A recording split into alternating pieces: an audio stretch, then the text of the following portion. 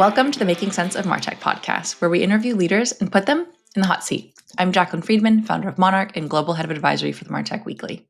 Today's episode is all about the build versus buy dilemma and what happens when companies bet big on building in-house tools for control, customization, and cost, only to find themselves deep in technical debt and operational chaos. Ian Reisman joins us with a cautionary tale from the inside of legacy systems, 3 a.m. warehouse refreshes, and what it really takes to scale Martech across a global media enterprise. A little bit about Ian first. Up until recently, Ian spent 17 years at Paramount, formerly CBS Interactive, and he led marketing automation across multiple business units, managing billions of email sends using both legacy in-house systems and enterprise platforms, including Salesforce Marketing Cloud and Braze. He's someone who's lived the complexity of large-scale Martech and survived the tale. Welcome. Thank you for being here, Ian. Thank you for having me, Jacqueline. It's a pleasure to be here. I'm so glad to have you here, and I'm excited to dive in and one, get to know you better and preach the story of the cautionary tale that an in-house build can be. But to get us started, what was your very first Martech platform? So our very first Martech platform was our in-house legacy-built email marketing platform.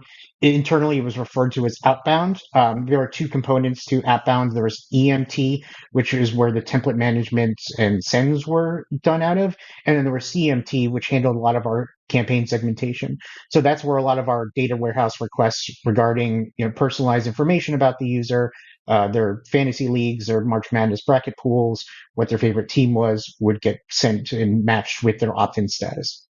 Oh, nice. Was that your first Martech platform as well? That was my very first Martech Wow. platform. Before my official soiree into Martech 13 years ago, I was doing content site management as well as social media management.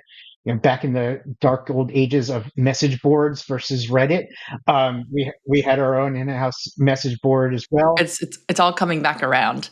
The Reddit's still going strong. A little bit. I think people definitely enjoy their more private spaces again. But I was doing that, and I was sort of both content moderation slash quasi product management in terms of accepting feedback and requests from our users who are using the platform and advocating for changes to the service. I was starting to see, brick walls starting to be built in terms of the future of what private message boards were becoming, and more kind of just comment sections, quick hitting stuff, so leaning towards social as opposed to in-house message boards. So I had actually accepted a job with another company, a local insurance company, doing some sort of database management support for them. I was working 80 hours a week for about 2 weeks. And at the 11th hour, I got pulled aside. They said, "Hey, we don't want to lose you. Obviously, you have a ton of institutional knowledge regarding the site and the platforms. We'd love to have you. There's this email stuff that's coming down the pipeline that's really future looking and growing at a pace that we need to support. And we understand, HTML and your information technology major. We think you'd be a good fit for it." I had no Nice. idea what email marketing was at the time. I come from a very Web 1.0 background. I was building websites on GeoCities and AngelFire back in the 90s, teaching That's myself how many of HTML. us learned. And I didn't know what that meant, but I was eager for the opportunity to kind of continue this journey at CBS Interactive at the time. That's awesome. And I guess this is a good lead into, do you prefer hand coding HTML emails or WYSIWYGs? Me personally, I prefer hand coding. I understand that Me your too. own internal resources are what they are. If you're a small business that doesn't have the technical in-house resources and your marketer has to wear multiple hats, WYSIWYG implementations are a necessary evil. Shifting gears slightly, what's one tool you think is completely overrated in MarTech? Braze. Ooh, shots fired. I understand that it's easier to get into. However, I do feel that from a data perspective, it locks you into doing things a very specific way that may not be in line with your own data, and then may make you more dependent on, product resources and API engineering resources that, may limit your ability to build things to scale and build things on short notice outside of other teams, sprints and scrums and all that stuff.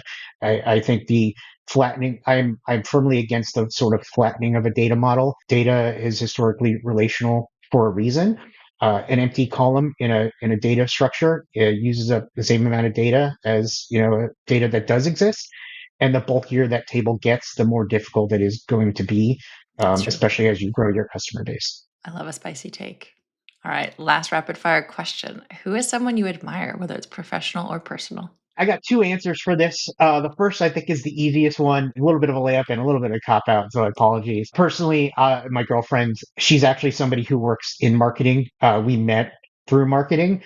We'll probably get into this a little bit, but I don't believe that you need to be a technology expert to get into a digital marketing role, but I do think you Correct. need to be able to kind of listen and understand and, at a high level, be able to, comprehend best practices and why something does or doesn't work. She is the epitome of that. I think when you get into the trenches with people, you understand very quickly who gets it and who doesn't. And she is very much someone who gets it. On top of that, she has been my rock over the past 4 years, and working together the past 2 years of just complete uncertainty.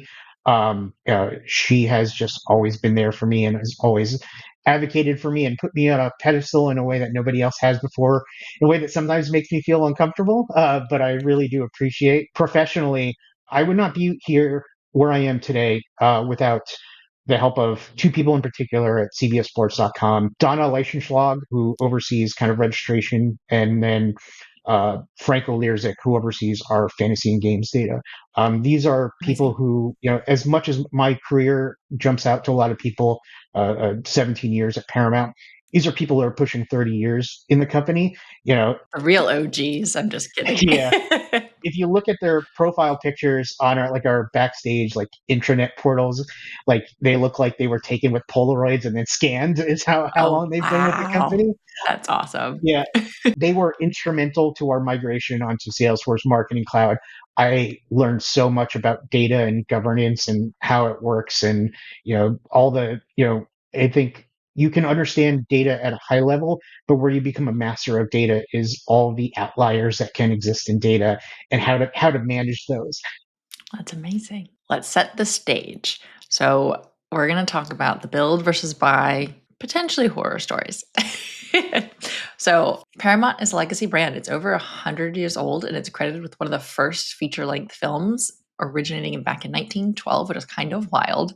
What was it like building Martech inside of that kind of heritage company and working within that space? So the interesting thing about working in Paramount is that, there is a outside, impression of Paramount as being a singular company.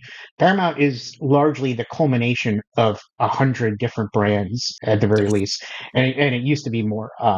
I came from the legacy CBS side, so CBS Interactive. Um, you know, before it was Paramount, CBS and Viacom had many on again, off again relationships with one another Oh, yes. for the final merger and then shift to Paramount.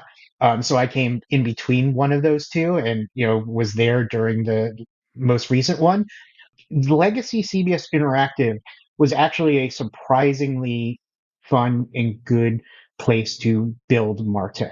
I will give a lot of credit to now CEO of Yahoo, Jim Lanzone, for building a really good culture. I think every big company has aspirations of being a startup or having the mindset and, hunger of a startup company. That is largely unrealistic and a fantasy. However, I think that Jim Lanzone did as good of a job with a very mature, high profile brand of building as close to that sort of mindset and workflow as you could. It became a lot muckier and messier during the various mergers. As I said, each of Paramount is not less of a singular company and more of a multitude of individual brands and sub brands. There has not been a singular, CMO for all of those brands. Wow. Every brand has their own distinct stakeholders, brand guidelines. You would not even know that some of these brands are a part of the CBS and or Paramount sort of ecosystem. Like when I first started, we had CNET as a part of the CBS Interactive suite of brands. One of the OGs in the kind of like digital information age. For sure. And you just wouldn't think of that as being associated with the same brand that makes How I Met Your Mother or whatever the whatever CBS show is. Right? I think seeing all these different brands and how each of them had different teams and operated independently of each other was very interesting. And, we were still trying to make sense of that during my most recent departure in terms of trying to consolidate tech stacks. They want everything to be very singular, but I think with very different platforms and products and services and KPIs, I think that's going to always be difficult Yeah, it's because a bit of a pipe dream. yes, a subscription and streaming service like Paramount Plus is going to be very different than a Yes, legacy fantasy sports like site like CBS Sports, or something that needs to be quick and heavy hitting like CBS News, breaking the latest news. The needs are also very different from one another. for sure. Related to specifically the teams in which you worked on, where it was kind of like do it yourself in that there was an in-house solution. What was that in-house solution trying to solve for that maybe other third-party vendors couldn't, or was it more of a philosophical oversight, you think? I think it always comes down to it financially. I think Yeah. it was sort of the Martech stack that I inherited at the time. I didn't know any better. I made the best with what I had. Whenever we inherit, it's always a little trickier, especially in-house. It most certainly is. And so there just, wasn't a lot of incentive, especially, me being young and experienced, to make things better. It was just do the best with what you have. I definitely think there's a mindset of do it yourself in terms of like remove dependencies as much as you can wherever you can. Which is a However, I great think thing, but a hundred percent a great thing, but you have to make sure that you have the best tools to be self-dependent and independent, and you know have dedicated resources who can help you out in a pinch and aren't spread too thin between a bunch of other products. And I think that's where the do-it-yourself mindset has evolved over time to just do it yourself, but with better tools that enable you to do it yourself better. agreed. It really sounds like that dream of full control, no vendor strings attached, no contracts. But when you're, for example, 6 years in, duct taping your way through data chaos and waking up at 3 a.m. for a warehouse refresh, when did maybe the cards kind of crumble? When did things start realizing it's not worth it anymore? I mean, for me, it was day zero. I think Fair. I, I think it required a shift in marketing leadership to really make that happen and draw attention to it. Yeah, to maximize that opportunity for sure. I think that like our previous leadership just didn't have a ton of care in our time and investment. And then we got a new senior director of marketing for CBS Sports who could very clearly see that, what we were doing, how we were doing it was broken and not scalable. Building it yourself. One of the key things about project management and product management is you want to eliminate feature creep. Unfortunately, when you're building a product yourself, it's going to take 3 to 5 years. The needs are going to change over the 3 to 5 years as the technology and the channels that you're trying to market to change over those 3 to 5 years. It's inevitable. So whatever you end up launching with is going to already be behind. It's And true. our in-house tool was built for batch and blast, non-segmented campaigns. When it came down to the automation, segmentation, personalization era of the mid-aughts, it quickly fell apart and could not meet our demands. And she advocated very heavily for, at the time, exact target based on her previous experiences. And I think she single-handedly pretty much got the ball rolling on changing a lot of aspects of marketing technology and how we do things. That makes sense. It reminds me a lot of really like road infrastructure. I feel like by the time road work is done, it's already 3 years out of date in terms Yeah. of all of the city planning and components that, at least in the States, maybe not in other Hence countries. why everything is always under construction somewhere. It doesn't matter. Yeah, it's true. So speaking of under construction, like what were the actual costs of maintaining this in-house tool, not just technically, but operationally, likely personally? Because I can just think of the late nights and the heart attacks. Personally, they were a nightmare. March Madness, as I alluded to earlier, was our busiest time of year.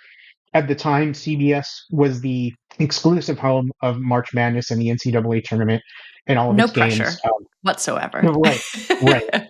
This is before more recent kind of like joint ventures with Turner Broadcasting and the talent share we have that CBS has with them now, we would support, an individual send would go out to, 10 to 15 million users. It had to be, very personalized. We had to send them directly to their pool, directly to their league, include their name to make it personalized, their pool names. One person could be in one pool, one person could be in three pools. So we had to, make sure that logic could loop through and dynamic and all that stuff. So it came actually more than the 10 to 15 million users we had to receive, because that's a one-to-many relationship. As you've alluded to, our data warehouse would refresh at 3 a.m. I would have to be awake at 3 a.m. to process data Ugh. warehouse requests in CMT. And, during probably like the last year or two, they were prone to failure due to how many users we had. And I had to just roll with what I had and with bad data or outdated data. But, you got to just, can't let perfect be the enemy of good in that situation and just get an email out the door. That was not fun for me personally. Give me the cold sweats just thinking about it. I'm sure that it costs the company significantly less, but when things would start to break and we would have to loop in internal central resourcing, as I said, they would oftentimes be split between all the various products and central teams that they would have to support, and it Right. was difficult for them to, build the support that infrastructure that we needed to get through those tough times. So, if you're saying this thing's a priority over and over again, I guess eventually something has to fall. A domino has to fall somewhere that makes it an operational priority. For sure. And while, of course, we're going through the nightmare fuel component, if you could go back, like, would you do it again via an in-house platform? And are there any conditions that you would versus buying something more modern? Probably not, at least not with the use cases that I had to deal with. If I could advocate for more simple use cases, everybody gets everything. And there's no personalization, there's no segmentation. Well, that's sad. I'm sure it'd be a A lot lot easier, but cheaper. it's a lot, yeah, but a lot poorer of a user experience, and probably, would have hurt conversions by not having kind of optimized and personalized kind of user funnels and user flows to send users into. Other than that, probably not. I wouldn't wish that on anybody, especially, during our migration, having to work on an IP warming in Salesforce Marketing Cloud while also supporting March Madness and hopping That's back and hard. forth between two different tools at the same time during our business period of the year. I hope to never go back there again, Yeah, to be don't wish perfectly that on honest your with you. worst enemy. No, Out of no. curiosity, how long did that migration take? Because it's not exactly a lift and shift one to one. It took about 6 months, I would say. That's And very fast. not that bad in hindsight. I think there was a lot. Things moved very slowly in those first 2 to 3 months. There Sure. was a lot of breaking things. There was a lot of expectations that were set in demos that maybe didn't meet our use cases live in production, as Sounds does about right. happen. But I think once we got a handle on things, and honestly, again, like Donna and Frank and Steph Lone really did a lot of the heavy lifting. At a certain point in time, they had to take a lot of the reins away from the consulting agency that was we paid to help us out, because I think they only had so much knowledge of how we Yeah. wanted to do things and how our data lived, and we were only getting so far with their understanding of it. I think once they really understood the platform and took the reins, we were able to move very quickly. And That's awesome. it was 6 months to be fully off, but I would also say that, like, there were a lot of 1.0 solutions. Right. It wasn't a full migration. It was we're jumping ship and getting started. Technically speaking, we were no longer using the old platform, but it was Understood. not reflective of the final state. We left 10 years later. Understood. Last but not least, are there any personal horror stories, whether it's a campaign, a moment, a system meltdown that you just want to get off of your chest? It's kind of like, or gathered around the campfire telling ghost stories. Yeah, I'll keep harping back on March Madness and all the horror stories I had around that. March Madness is an interesting marketing period, because there's nothing for a user to do until the brackets are officially launched on Selection Sunday. We don't know, and if we did know, we couldn't advertise who was going to be in the tournament to let users make their picks. So, there was always a war room that started around 5 p.m. every I bet. selection Sunday that, will last for hours. Most years it was pretty good. I believe 2, 3 years ago, it was the first year we had moved our game onto a new back end slash front end platform for the game itself and the user experience. We were probably online on Sunday evening until around like 11 p.m. Site was completely broken, getting Oh killed on no. social, not allowed to go to market with stuff, doing our best to stabilize the game as best as we can, Yeah. constantly asking for updates from people who are very tired of being asked for updates from every single stakeholder, people going to market before they were supposed to, and, realizing it after the fact, someone catching it live, that something went on social that wasn't supposed to. It's always a nightmare. There's always issues when you can't Yeah. really stress test until it's time to Yeah, you go. can't Um, QA. yeah, that was easily the worst March Madness we had. Oof. You think you're going to be able to log off by 9 p.m. and then it's, approaching midnight and you're still like wondering if you're going to be allowed to send this thing. How is this going to impact our numbers? Everyone's already kind of doom planning kind of stuff. Yeah. It was fun. Fun, I feel like, is said sarcastically. There's only so many things you can prepare for when you don't know what you're going to be working with. Brought to you by our sponsors. If there's one theme that's followed me at every stop in my Martech career, it's trying to get good data into the hands of marketers. That's why I'm so excited to tell you about our sponsor, HighTouch, the leading composable CDP and AI decisioning platform. Companies like Domino's, Chime, Aritzia, and PetSmart trust HighTouch to power their data. And here's the kicker: 90% of customers have a real use case live in production within their first week. That means you can implement a world-class CDP in months rather than the usual years-long headache. That's why top brands choose HighTouch to personalize every customer interaction at scale. See what HighTouch can do for you at hightouch.com/MSOM. And now back to the hot seat. Okay, so switching gears to talk a little bit more about tech. We've alluded to some of these things, but I really want to dive into the scale, the sprawl, all the things related to it. So I'm curious, because you're very pro a certain platform versus others. I would love to hear you contrast not just in-house, which sounds like there's very few redeemable qualities, but with more enterprise stacks, which include Marketing Cloud, Braze, data warehouses, CRMs, you name it. Like, what is working and what isn't working when it comes to legacy and potentially next gen? Because you were using both at the same time. Yeah, as much as I called out Braze, there are obviously some positives to using Braze. I think there's a reason why marketers like using Braze. I think it's maybe an easier point of entry. For While sure. there are cons to flattening data, it does make it easier for someone who's not super data savvy to understand that this data table is just a spreadsheet and every user has a value for every column. A little bit more WYSIWYG, it's a little bit easier to build. But I do believe that you may raise the floor, but you lower the ceiling in raising the floor. Ooh, interesting. Tell us more. Salesforce Marketing Cloud is very difficult to get into. I Yes, will say that like our migration was not easy. As much as 6 months, that sounded good. There was a lot to unpack. Salesforce Marketing Cloud is less of a Martech tool and more of an empty sandbox for you to fill up. If you correct. do not have the correct data structure, engineering, governance, do not have a proper understanding of the flows, it will work against you. So it is more technical, but in having a more robust and flexible data set, there's more than one way to get data into Salesforce Marketing Cloud. So you're not stuck with a single methodology or single workflow. You can have separate work streams and separate data flows that work for certain teams and certain products that can then be matched together through the in-house platforms, the in-house tools like Journey Builder and the Contact Manager. I will say that one of the downfalls that I think Salesforce Marketing Cloud has in terms of its demos is that they focus everything very much on their Journey Builder platform. Journey Builder can do a lot, but not every email that you send is going to be part of a journey, as well as understanding that how journeys work. Once a journey is live, you cannot make edits to it.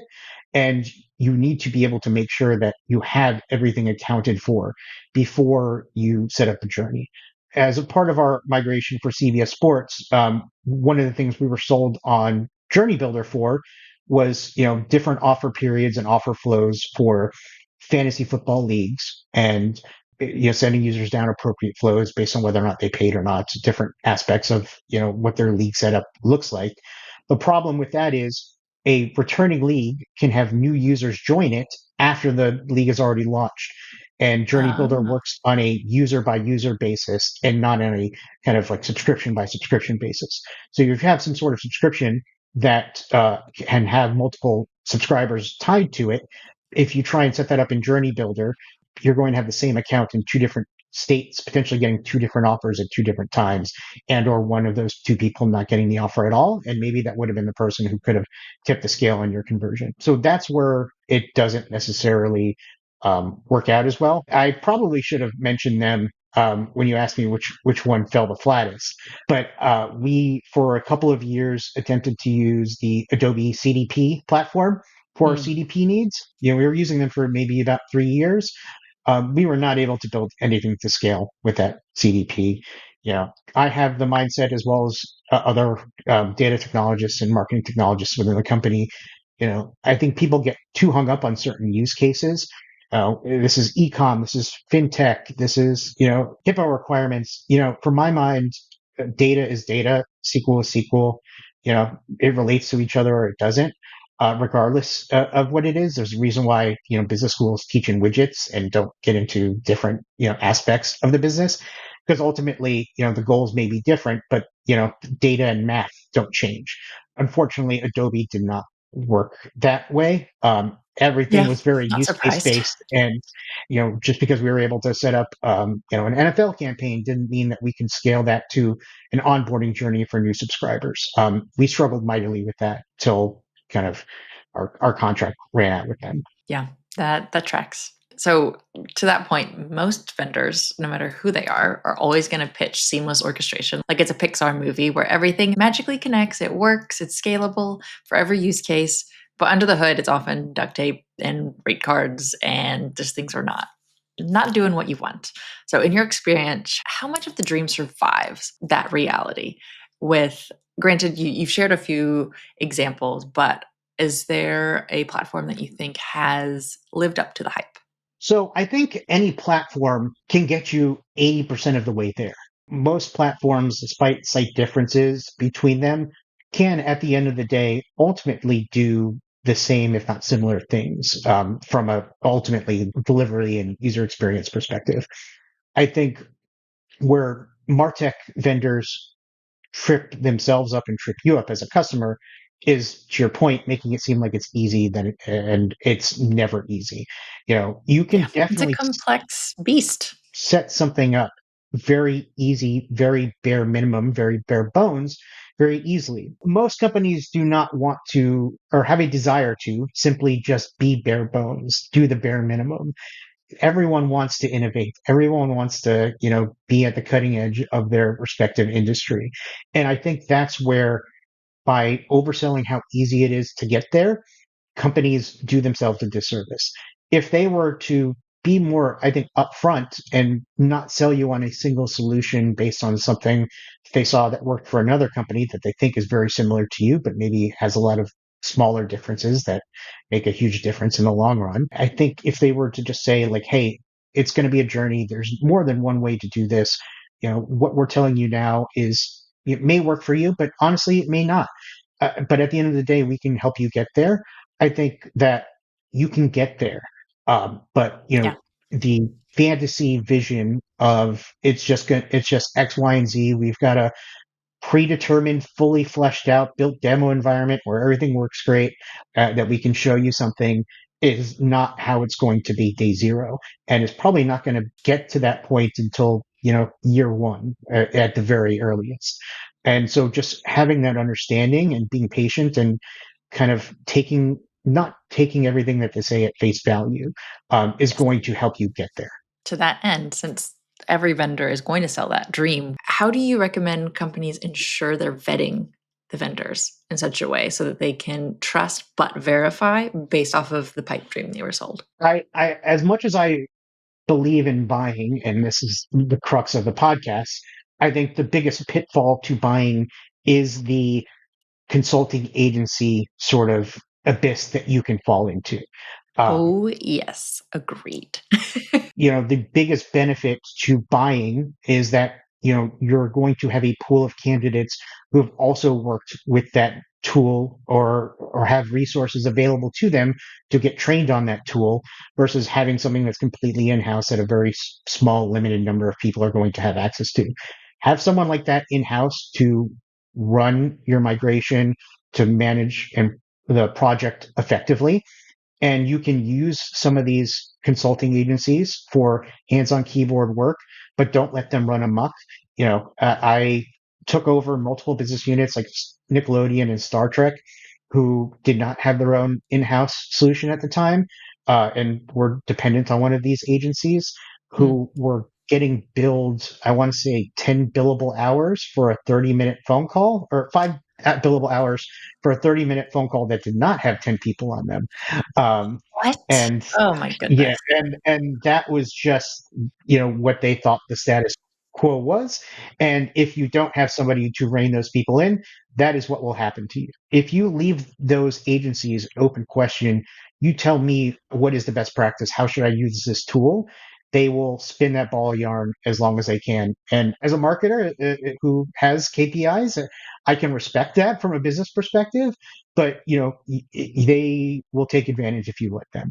Without a doubt. Have that internal resource in-house who can, Whip flag them those into sorts of shape. things. Yes, keep everything on rails. Dictate to them what you want to do rather than leaving it an open-ended question.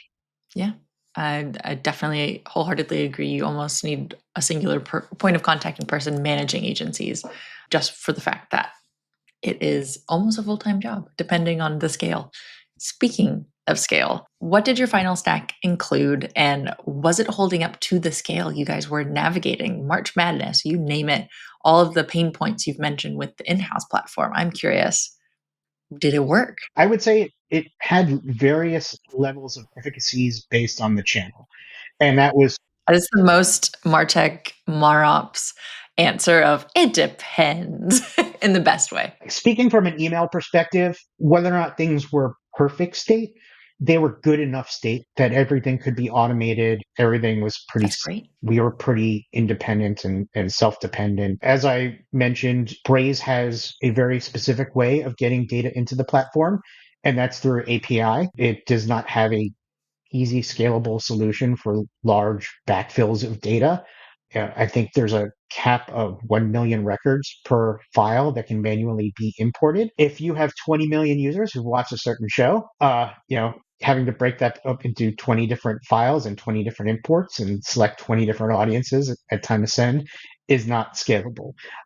So, we were hoping to do that with Adobe as our CDP, as I alluded to.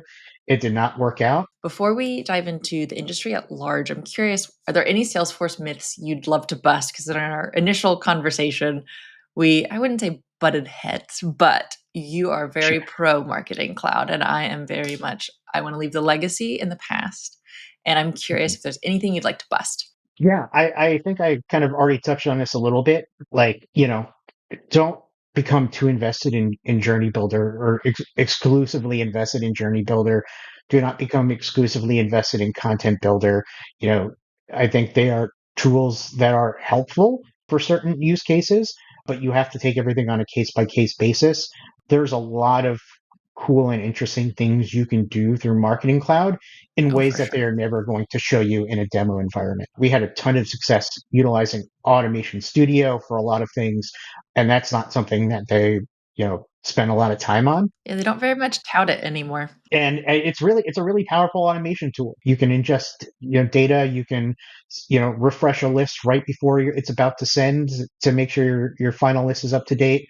I just, in general, what they're pitching you in a demo environment are things that are going to, I would say this is the case with any sort of MarTech vendor, right? Think about you as a marketer and the actions you want your own users to take for them to be more invested in your own product and your own environment and get more money out of them, make them more dependent on you. These MarTech vendors are also marketers. They are Yes. not necessarily always going to sell you on the solution that's best for you. They're going to sell you on the solutions that are going to get you more invested in them and more dependent on them. As long as you keep that in mind, I think you can make the most out of any.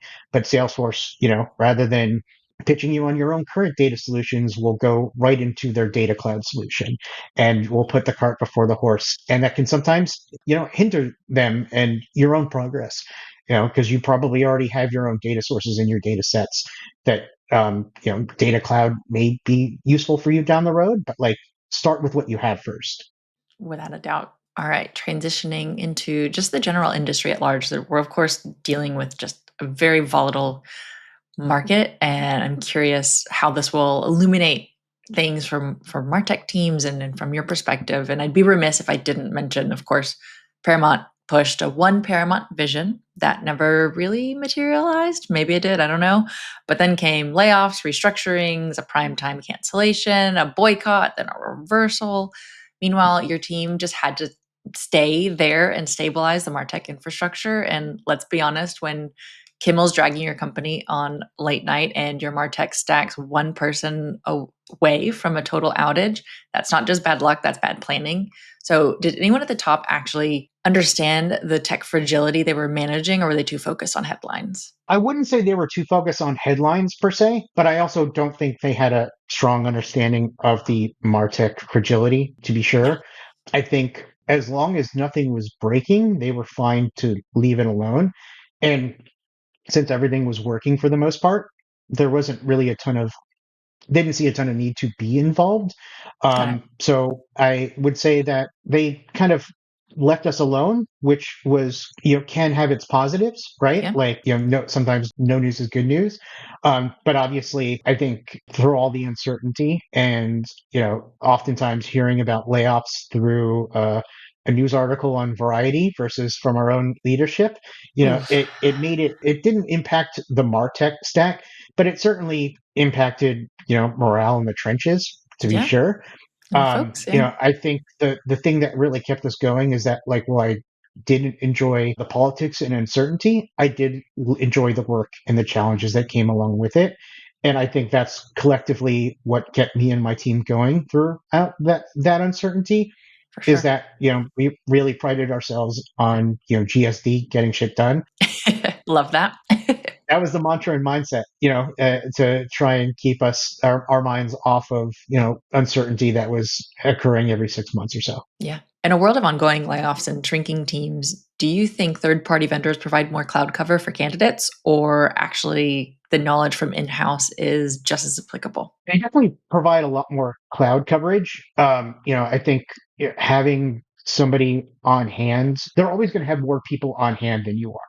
Salesforce is a huge company, for example. There's no shortage of people who, your account executive can pull in a crunch if, the alternative is them losing your business because, they couldn't, execute the day to day with less resources on the ground.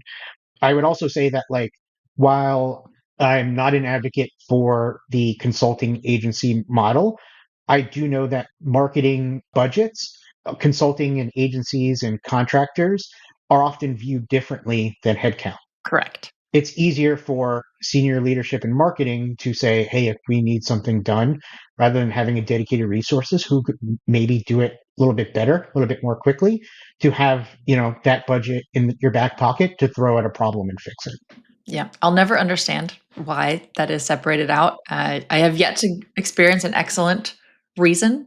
I have yet to be told the good, real, true why, and I'm waiting for it. Someone, please tell us, because I don't understand it. Fairly certain. It's fascinating because every company will end up losing that institutional knowledge overnight when the team shrinks unexpectedly. Mhm. And I'm curious, in your experience, how did that impact the day-to-day operations once your team was no longer at the company? The harsh reality is that you can't do the same amount of work with less people, right? Yeah. It's easy to, think that, like, an agile team can, make it through a tough period, but all it takes is that one wrench that then creates a cascading backlog of issues that affects Yes. every upcoming campaign, and that compounds on itself. But you mean AI is not gonna do it for you? turns out that we're not living in, iRobot, where they can create art, and that AI is in fact just predictive intelligence and not actually artificial intelligence, and is only going to be good as you train it up to be. But campaigns that are profitable are going to have to, hit the cutting room floor. And, I don't think anybody can really know how that's going to impact your business until after the fact. And, I think that's just a risk, companies are willing to take, to kind of juice those numbers for shareholder calls. Yeah, And how that will actually long term affect, how you market your products, I think remains to be seen. without a doubt. And do you think legacy brands are underinvesting in operational resilience? And if so, what advice do you have for them? This process is cyclical. The layoffs have been especially bad over the past 2 years at Paramount, but I wouldn't say it's the first round of layoffs that I had experienced. What often happens is, companies in either direction, layoffs or hiring, companies oftentimes overcorrect their problems. You need to cut costs. They're oftentimes very overeager to do so. And then what happens is, 6 months, a year down the line, when, those holes don't get filled, those issues start to pile up, then they often rehire again. Unfortunately, how those rehires are allocated aren't necessarily always done in the best interest of the company. And, where the holes are needed most are oftentimes by the people who are the quietest about it. People who are quick to raise their hand for help are oftentimes the people who, just kind of want to build their team for the sake of building and safety and climbing the corporate ladder. Whereas like the people who like to GSD are just going to keep their heads down and plug away and aren't going to complain too much. So there's a lot of back and forth over hiring and then over firing that happens For across sure. any legacy company. So it's a bit of a loaded question because I think whether or not they investing enough in their operational resources changes every year or two. They Yeah, probably overinvest in them 1 year, and then a year or two later, overreact and make a knee jerk reaction, and maybe negatively impact their resources by kind of laying off too many. for sure. Reading between the lines of some takeaways from our conversation, I would think through auditing your pipelines, know where every campaign, data dependency, and point of failure exist before you hit your peak season, or maybe before the night of Sunday selection of March Madness, and prioritize documentation because your systems are only as good as what your institutional knowledge is. You want systems that are modular and maintainable and not dependent on any one person or consulting group. And lastly, ask the hard questions. So evaluate the vendors, go well beyond the beautiful sandbox demo, and ask about scale, rate locks, backward compatibility, and what happens when half of your team could disappear and how to scale it. Are there any other takeaways that you think are worth highlighting? I think on that last point, I think you learn more about a MarTech tool when you break it versus when you do something successfully. Understanding where those potholes are in the road helps kind of you create that map for future campaigns to avoid them. I 100% agree. It is one of my favorite things to do, not because I want to break it, but I like to know the upper limitations and where, in my eyes, with limits comes creativity. So you really know how to push and pull a certain tool. And with that, I have a question for you that we ask everyone. Who is someone we should have on the podcast? Steph Lone, she was in charge of kind of all things technical, CBS Sports, engineering, while we were migrating onto Salesforce Marketing Cloud. She's currently at Amazon today. Not only is she one of the smartest women I've ever worked with, she is a kind of no BS kind of person. She will tell it exactly like it is. My kind of gal. Can't wait to meet her. She is a very, very bold, fun personality. And as much as we were going through headaches, different other sorts of aches during our migration on the marketing cloud, she kept a level head and kept things light throughout that process. Awesome. The other person who I recommend, and where I say it on the opposite end of the spectrum, not involved in technology, but in terms of, as we discussed, keeping those vendors in line, Tracy Halas on our vendor management team at Paramount. She's been there a very long time. She, 1 second be the biggest advocate for Salesforce, but then as soon as something went wrong, she would be the first person to hold them accountable. I love a watchdog. With that, Ian, thank you so much for coming on the podcast. Where can folks find you? I'm on LinkedIn, Ian Reisman. I also want to give shout outs to members of my team who are both currently still at Paramount, as well as those who were impacted by the most recent round of layoffs. Ren Little and Eddie Brewster are no longer with the company. They are both magnificent human beings. They're fascinating, wonderful people. I also want to shout out Rose Rogers Dreyfus, Holly Yu, Corinne Simmons, Maria Cervedio, who, as of today's recording, are still with Paramount. They are amazing rock stars. If you have a team to grow and you need someone who's really dedicated, really smart, personable, any of those people I would highly recommend. They are amazing peers to work with. I love that. All right. Well, thank you so much, Ian. Thank you very much, Jacqueline. I really appreciate it. I had a good time today.